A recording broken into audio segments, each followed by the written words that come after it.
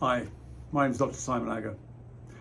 Some of you might be frustrated with ongoing pain, discomfort, long-grade inflammation or low-grade inflammation or autoimmune challenges. And one of the things that can really help with that is identifying some of the factors that cause that ongoing inflammation. As you know, we work hard in resolving inflammation through natural means with a combination of body work, nutrition, diet, and exercise.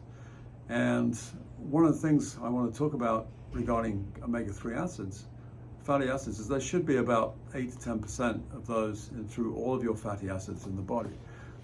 Finally, we have a way to measure that, and we have a way to measure that with a finger stick, which is very easy to do in these little packets, these omega-3 tests. And this is a place out of South Dakota who specialize in omega fats, and they're the world authorities on it. So this little finger stick, what does it tell us? It tells us where we are with our omega fatty acids, our omega-3s. Are we getting enough in the body? Are we standard American or Northern European fare, which is 5%, which is not good?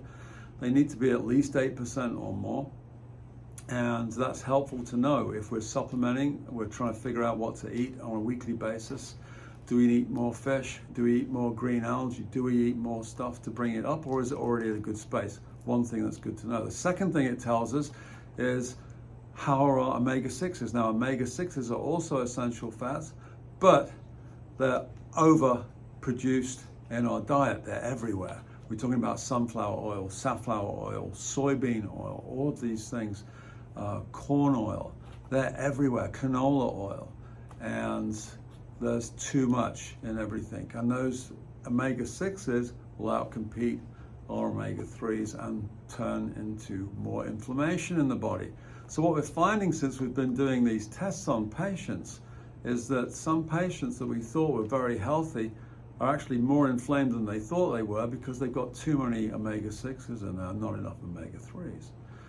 It'll also give us an index. The third thing it gives us an index of a ratio between arachidonic acid and EPA. Who cares about those names? Well, arachidonic acid is the stuff that non-steroidal anti-inflammatories go after downstream, and that also fish oil helps to take care of too. But if we've got too much arachidonic acid from too much red meat, dairy, or what have you, we're going to be really inflamed. So it's good to see where that is, because it should be lower than 8%. Some of us like it less than 5%. And we're seeing it in the 20s or in the 30s in some patients. So handy little test. It tells us where you are, what you need to do, and it really helps us figure out getting a handle on the inflammation or why you're not feeling well. And remember, omega fatty acids are clinically proven to be helpful with depression, with anxiety. They're helpful in taking down inflammation. They're helping in cardiovascular health.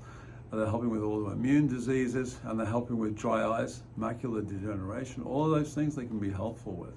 So for a relatively inexpensive test, this is a great way of finding out where you are and what you need to do.